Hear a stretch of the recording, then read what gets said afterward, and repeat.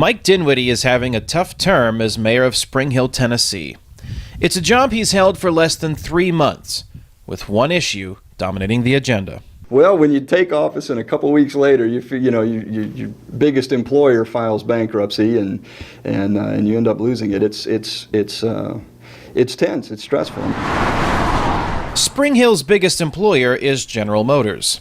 The town and nearby Columbia, the birthplace of U.S. President James Polk, were small rural communities prior to 1990. When GM selected Spring Hill for a new manufacturing facility for the Saturn brand in the late 1980s, the populations of both towns increased exponentially. The Spring Hill facility was said to involve the largest U.S. capital investment in history, and money flowed into the communities. Well, they built City Hall when they moved here, so they have played a major role in what they have provided for the city. They've bought police cars for us, they've bought police equipment, they've done a lot for the city. Employment with Saturn's Spring Hill facility came with a promise of a job for a lifetime at a plant that would live for at least 100 years, says Robin McFarland, a former Saturn worker who now owns a restaurant in Spring Hill.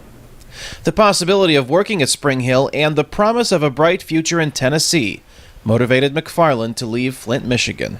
I didn't like the Flint environment anymore. It was very, very decayed, and it wasn't showing a lot of promise for the future. I thought this area down here was a lot more diverse and had a lot more potential, both for my family and my kids. Farabaugh gets a little free ad out of it too. McFarland no longer sees that potential. By 2007, GM had shifted Saturn production to other facilities around the world.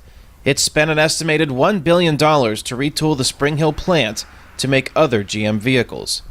Though the plant now makes sport utility vehicles, the end of Saturn production at Spring Hill is widely seen as the end of the boom years for the towns it helped put on the map.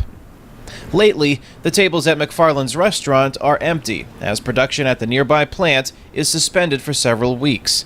To McFarland, it's a reminder that his business is closely tied to the fate of the workers at the Spring Hill facility. You know, we have to do a lot of very intense pairing of our expenses. Are you making any money? Not really, not right now, and it's going to get a little bit more desperate for the next month or two. Spring Hill and Columbia were dealt another blow when GM announced it would not make its new subcompact car at the Spring Hill facility. Despite the news, Mayor Dinwiddie is upbeat. He hopes GM or another automobile manufacturer will save the plant. And we'll see a rebound, and we'll have this plant at full capacity. I mean, it could go either way. July 24th is the deadline for workers at the Spring Hill facility to accept buyout or early retirement packages. Part of the plant that makes engines will continue to operate, but most production is scheduled to end indefinitely in late November. Kane, Farabaugh, VOA News, Spring Hill, Tennessee.